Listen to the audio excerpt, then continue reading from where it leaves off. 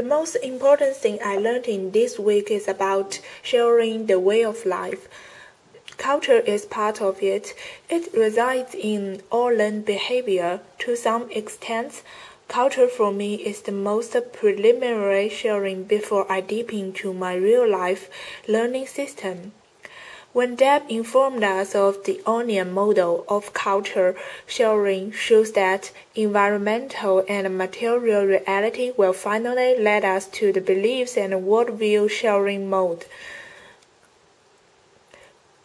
With the development of our social society and world topic issues, connection is made between sharing and sustainability, citing better for the environment as one benefit of sharing.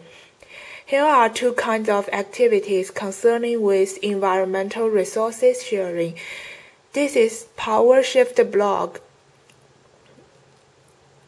and coming with the Power App for street charging services.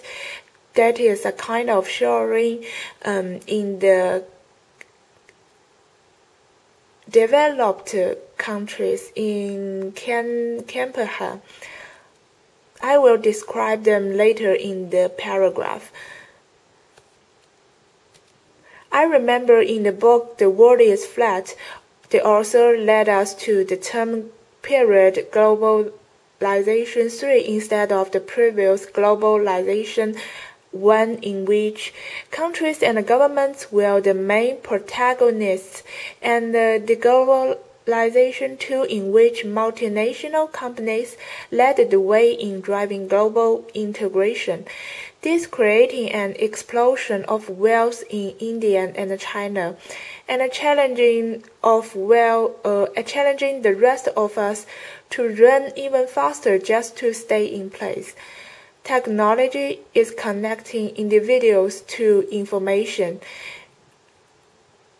other people, and physical things in ever more efficient and intelligent ways.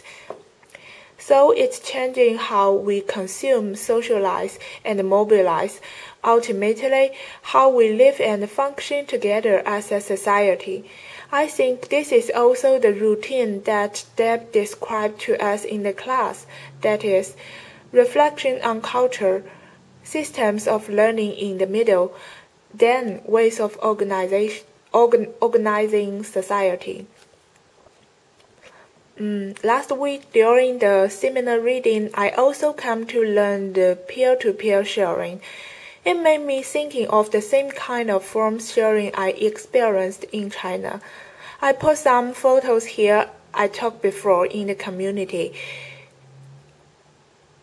In the picture, these things are made of many people share the common interests with each other.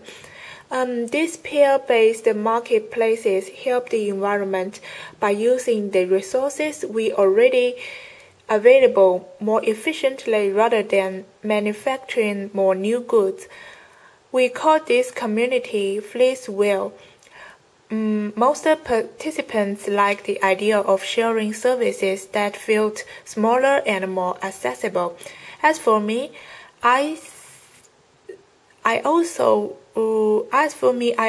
treat it as the platform making me more interested in sharing my stuff in this kind of reciprocity. Point being is that regardless of a company's size, it should focus on earning the trust of its community and engaging activity with them. This is a kind of example, Dayru. It is a website uses internet technology to make the hidden structures of social power visible. As the video shows,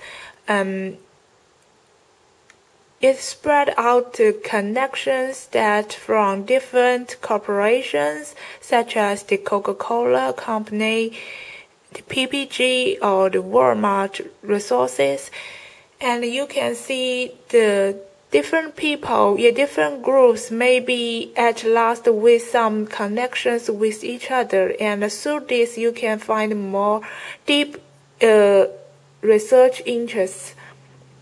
It is an expandable diagram showing the board members of the most influential American corporations.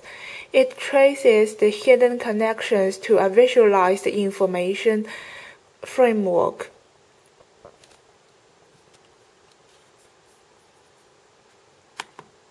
And so, what's changed our psychology of sharing? I think once you get enough information in one place, you can draw connections you might not otherwise append. So you don't have to know everything in order to get something. I think that's the way to make our resources more recyclable.